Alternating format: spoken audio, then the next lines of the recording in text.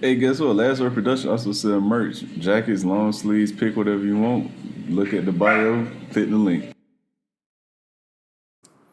Good afternoon, good morning to whomever and however you listen to this. I am your host, Tavares Wilson, and I always get the last word. In today's news, we're going to jump right into the NFL news. As you all may have seen and heard already, the Rams and the Detroit Lions has kicked off the offseason with a monumental trade that won't be official until March 17th. But nonetheless, they came to terms on agreement for the trade. Matthew Stafford is on his way to the Los Angeles Rams. In exchange, the Lions will receive 2 first-round picks, a third-round pick this year, and Jared Goff. Now, this move was simply for the Rams to do two things. One, improve at quarterback, and two, get Jared Goff contract off their books.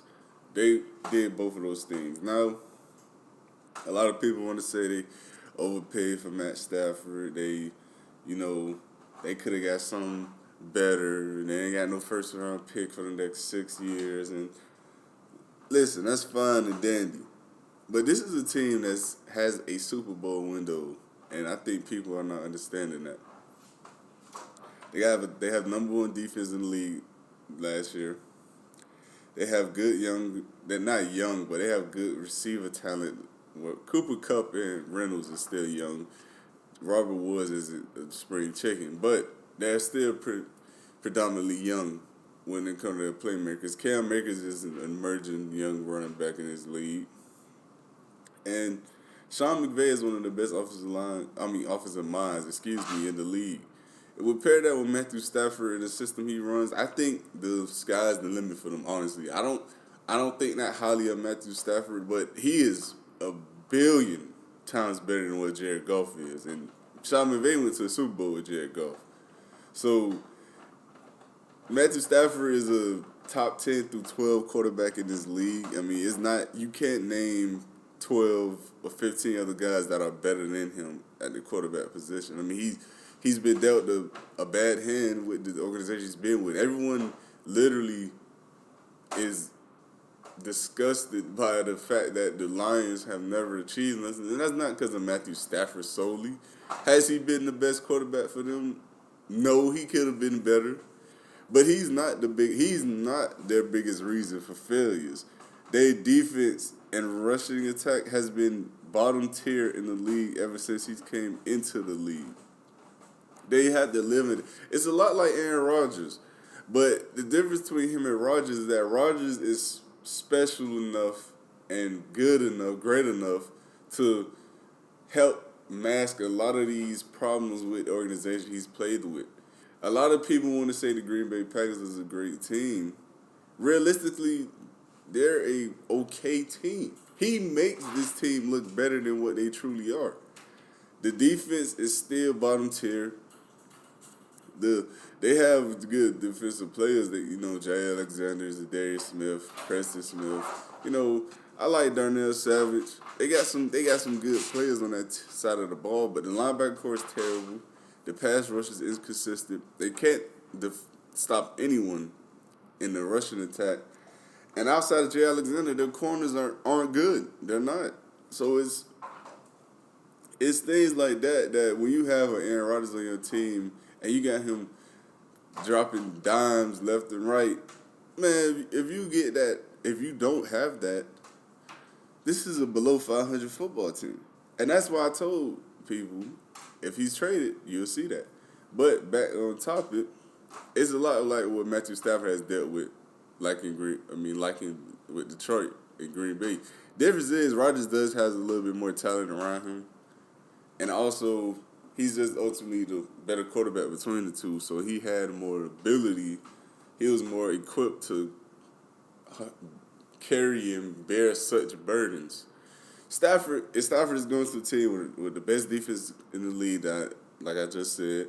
He's going to the team with a running attack, and he's going to the team with a great play caller and a great coach and with good playmakers. I mean, at the very least, this should equate to NFC Championship appearance. At the very least, I mean, if they maintain their same level of play on both sides of the ball, everyone's healthy. This team can, at the very least, make NFC Championship. I'm not saying I'm gonna write them as a favorite to win Super Bowl or anything like that, but this is a team that is built to win now. And a little fun fact: the Rams made a heavy push for Aaron Rodgers, and the Packers refused to trade him. If they would have Aaron Rodgers, then this would have been a Super Bowl favorite. Not even gonna lie to you. But on Jared Goff's side of the ball, he's going to a team that's totally in rebuild now. I mean, I don't think the Lions plan to compete for anything anytime soon. They haven't, so they ain't got nothing to lose. I like this, like the hiring of Dan Campbell, man. I think he's a man amongst men. You know, he's someone who would gather the troops together, lead by example.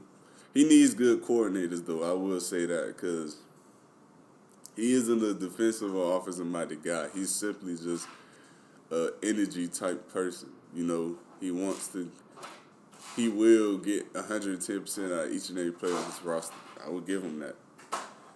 And I just feel as if Jared Goff is going to a situation that isn't ideal right now. You know, he's already deemed as a not-so-good quarterback, and it's just going to be hard for him, man. His top two receiver options are hitting the free market, the free agency. You know, Marvin Jones and Kenny Galladay. Hawkinson will still be there. T.J. Hawkinson will still be there. But outside of that, man, DeAndre Swift, I don't really know who else you can really write home about on that offense right now. And we're going to get off into other news. Now, I'm going to speak on what exactly does that trade mean for the Deshaun Watson trade. To me, it means absolutely nothing. The Texans will still ask for the same high, amount of draft picks and a quality player, a starter, or starter, transcendent player in return. That changes nothing. But to me, if I'm the Texans, I'm not asking for a transcending or ascending player, ascending player, not transcending. For one, we are in cap space hell right now. We're not looking to trade for someone who will have to pay all over again and literally mess our cap space up all over again. If I'm the Texans, all I want in return is picks and young players. That's it. I don't want an ascendant player who's more than likely, if he's an ascendant player that you can tell he's going to be approaching the new contract extension. I won't be able to pay him. And let alone do I know if he's going to want to play here, because, with all the bad publicity coming out right now for this team, it's just not looking good. J.J. Watt just recently asked for a trade, and many believe he's played his last down with the Texans as well. And at some point, man, you got to realize, I don't think it's in your best options. I don't think it's in your best interest, I should say, to want to trade for some game-changer type players when these dudes more than likely don't want to be there right now. So I think your best bet and your best option is to primarily focus on getting how many draft picks you can get from a team. Now, whomever that may be, fine. It may be the Jets, it may be the Dolphins, it may be the 49ers. Who knows? But I think this team wants draft picks that they could build on within the next 2 to 3 years. So if you want that, I feel as if your best bet is to trade with the Dolphins or the Jets. Those are the only two options. And with Deshaun's no trade clause, I feel as if it will lean towards the Dolphins. I know there's reports coming out saying he likes the Jets because of Robert Saleh, and I know that, he feels as if he can be a difference maker on the team, which he could be. He's a top 3 quarterback. But come on, man. I'm not buying the fact that he actually genuinely wants to go play for the New York Jets. He would literally be walking back into a Houston Texans organization type I don't care who their coach is. The owner is horrible. They can't attract any free agents. Even if Deshaun Watson were to go there, I believe people would view it, you know, be like, yeah, you know, this might be a good little spot. They got cap space. Deshaun's there now. But at the end of the day, they got a lot of holes. A lot of holes that free agency will not fill. The Dolphins, on the other hand, gives up draft picks. They got 2 or 3 positions that need to be addressed, if you ask me. The receiver position is a pass rusher and running back. Maybe you could debate inside linebacker and safety, but to me, they're not necessarily needs. You could upgrade at those positions, but your starters have been solid in those positions the past season. Now, if they want to address it, they can do that in the later rounds of the draft with certain positions, like receiver, which they can, like running back, which they can. You know, 3rd, 4th round picks at these positions have been successful in the leagues. Day 2 picks, A.J. Brown, D.K. Metcalf, Devontae Adams, Aaron Jones, who I just mentioned earlier, Cam Akers. You know, these guys, and that's just a few short list of names. So whatever team trades for Deshaun Watson, and everyone who is saying ignorant things such as, oh, he's going to bring any team he goes to in the cap hell, oh, they're going to lose all their draft capital. So listen to me. Let me put something in perspective for y'all. Let me tell y'all, I'm going to give y'all 4 Dolphins first-round picks that in recent memory. 4 first-round picks. 4. Okay? Noah Igbenogany, Austin Jackson, Tua Tagovailoa. Those are 3 to pass this season. This season, that's the 3. Year before that, Christian Wilkins. Before that, Minka Fitzpatrick. I just gave y'all 5, so I gave you an extra one. That's 5 first-round draft picks the Dolphins have made. Now, let me ask y'all this. Would you trade all 5 of those players for Deshaun Watson? I don't know about y'all, but I would definitely do it in a heartbeat. I would definitely do it in a heartbeat. These guys, this just goes to show you that first-round draft picks don't hold much as weight as people want them to seem like they do. And it's simply because of the fact that you never know what you're going to get with a player, regardless of where you draft him. Look at Jared Goff just recently. Jared Goff has made a Super Bowl in the past, 2-3 years? In the past 2-3 years? And he's on his way out the door because his coach felt as if he was inept to growing and getting better and getting him back to that point. And he's the first overall pick who the Rams traded up to get. You know, Marcus Mariota, Jameis Winston. You're not guaranteed anything at all when you drafting a guy in the first round. Yes, are they better prospects? Yes, will they tend to be the better player? Maybe so. But if you look at the top positions in the league right now, man, they're not all filled with first-round picks. It's second-round picks, it's third-round picks, it's fourth-round picks. I mean, the greatest quarterback of all time that people proclaim him to be, Tom Brady, was a pick in the 6th round? I mean, to me, man, people have to realize Deshaun Watson is a talent that you give anything to give. I mean, anything to get. I don't care about the picks. I don't care about the players you might have to give up for a franchise-changing quarterback. Not just franchise quarterback, franchise-changing. I mean, ascending talent, generational. Not to say that he's a generational player, but his talent is unquestionable, and it's second to none in the league. In other NFL news, I want to just speak on the excuse me. I want to speak on the entire Chad, I believe his name is Chad Wheeler situation. I believe that's his name. And to me, I find it absolutely disgusting, and I find it just downright repulsive that ESPN isn't covering this story at all. And to me, that just screams double standards, and it screams inequality. Because I know a lot of people gonna hear this and say that, oh, he's a nobody. That's why he's not on new. No, forget that. At the end of the day, right? When it was Ray Rice and when it was T.J. Hardy, I believe that's his name. It was T.J. Hardy or Greg Hardy, who the defensive lineman who played for the Panthers and the Cowboys.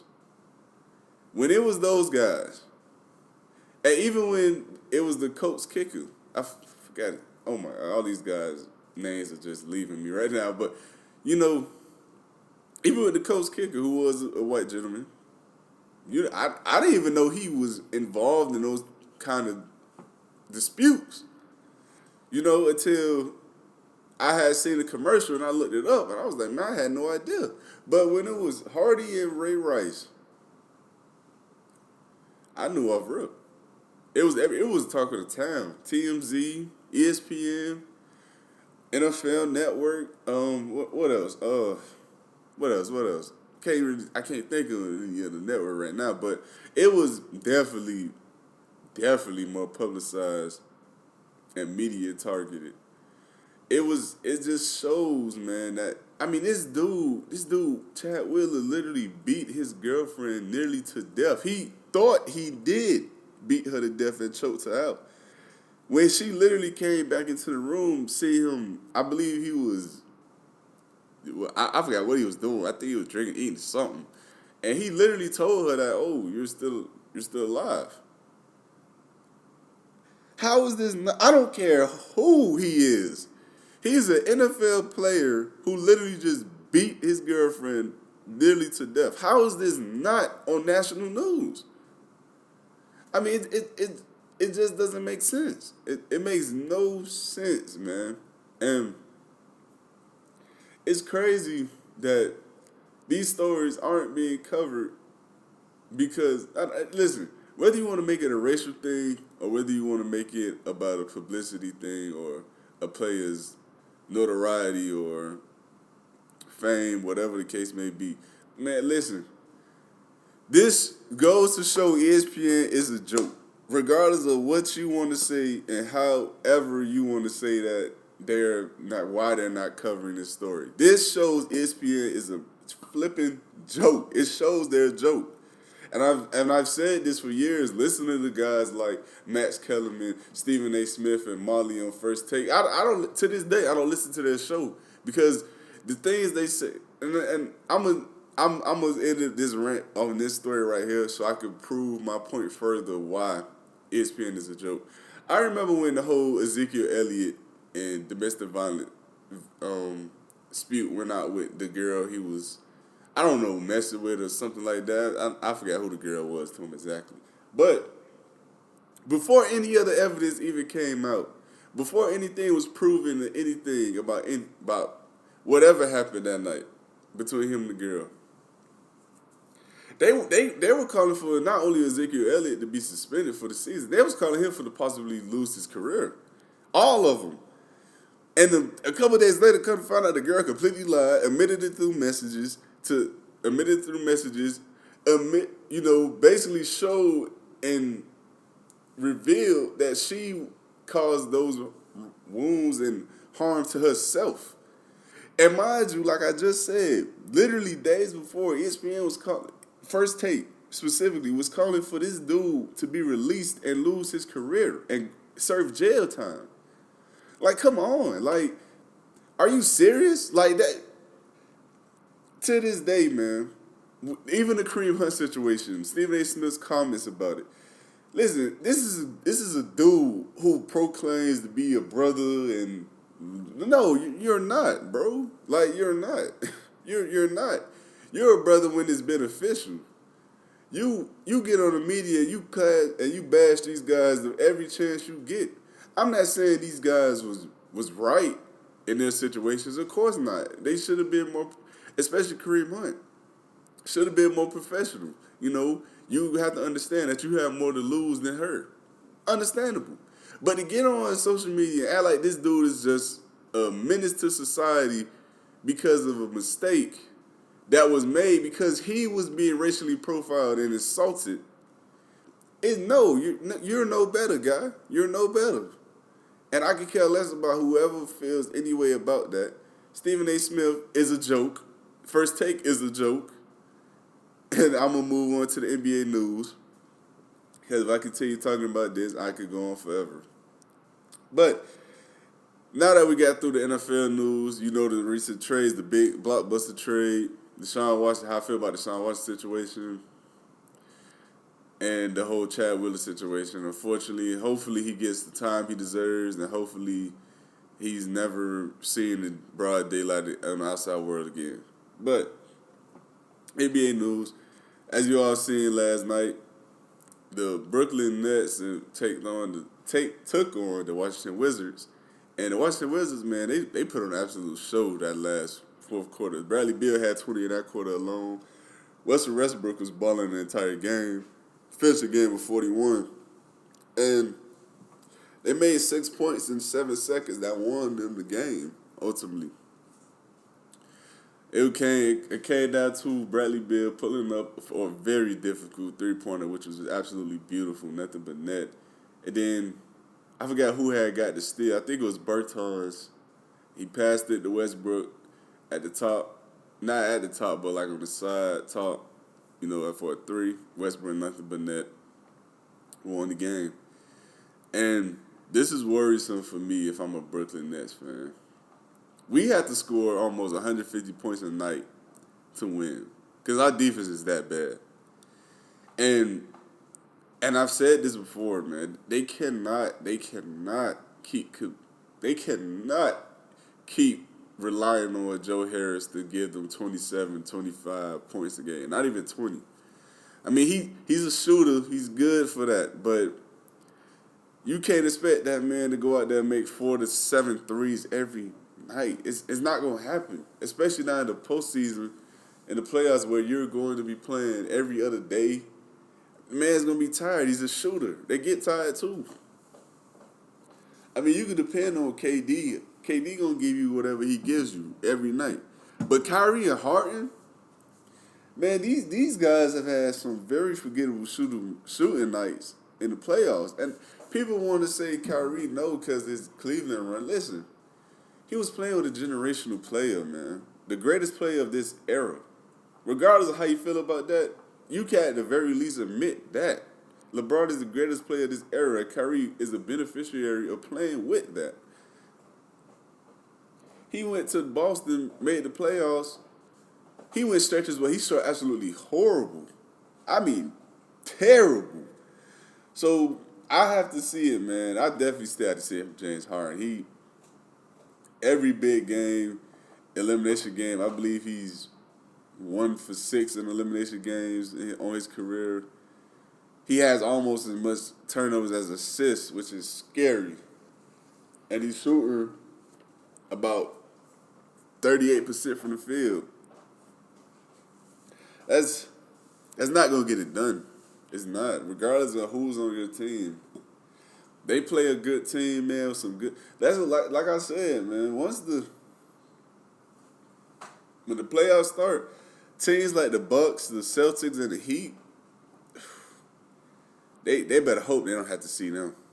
Especially the Heat. Especially the Heat. And I say especially the Heat because to me, out of all those teams I just named, Eric Spoelstra is the best coach, and he's going to get his guys in position to play the best defense and to get in the best situations to score. He has shooters on that team as well, man. And now that Jimmy Butler's back and Avery Bradley's, I'm not sure if Avery Bradley's back, but if he's not back, he should be coming back soon. Once both of those guys back on the floor, especially Jimmy Butler, which Jimmy Butler has returned. He had a great game last night. Man, the Nets better. They gonna have to figure something out, man. They better hope they truly do get Andre Drummond, because if they don't, it's gonna be a very long and very disappointing season for them. But in other news, I want to speak on my current NBA MVP odds, who I think has the nod right now.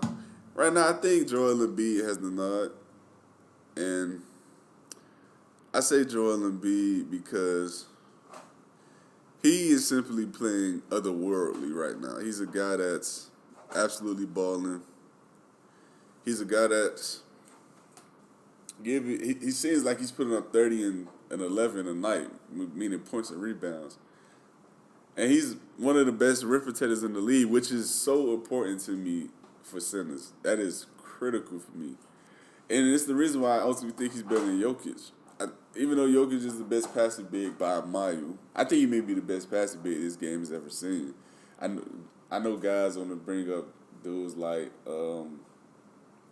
they'll say guys like Chris Kemp or, not Chris Kemp, I'm sorry, Chris Webber. That's what I meant to say.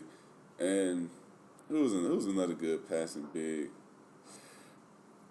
I guess you could say Tim Duncan. I mean, he wasn't a great passing big, but he was serviceable as a passer.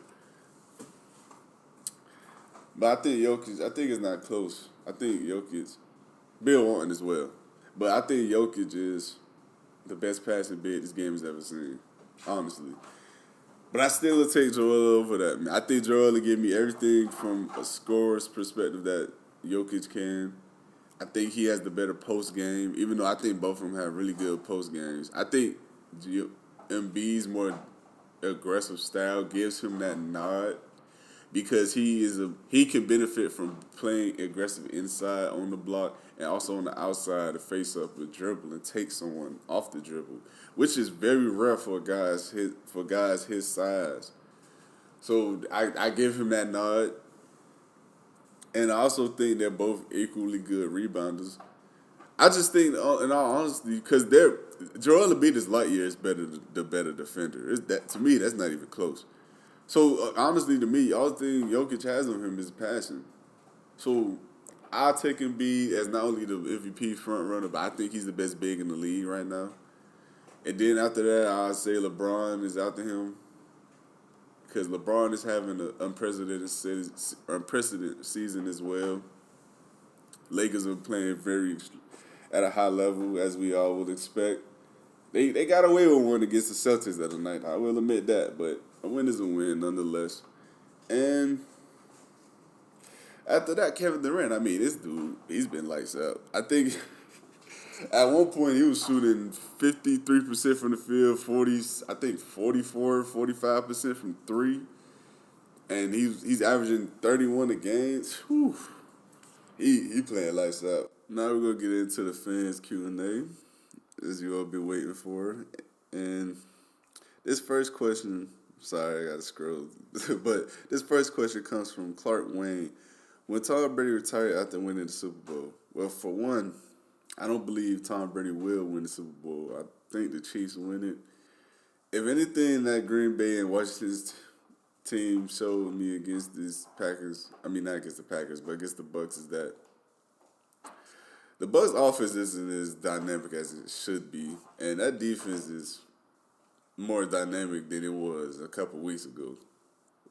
But I don't see them being able to withhold the Chiefs. I think it might get ugly, if I'm being honest with you. This next question comes from Clark Wayne again. Will Gronk re-sign for another year since his contract expires and Brady has 1 year left? I think if they win, Gronk re-signs, or he might. If they don't win, I think he'll explore elsewhere. But I think he has 1 more year left. I think he'll come back for another season. This next question comes from the same person, Clark Wayne. Will the Bucks re-sign AB and Godwin? No. I don't think they re-sign either one of those guys. I think both of those guys are going to walk. They're going to walk top dollar, as they should. Especially Godwin, because he's young and he's approaching his prime peak years. He should cash out as much as he can, because there's no guarantee you're going to make it back to the Super Bowl.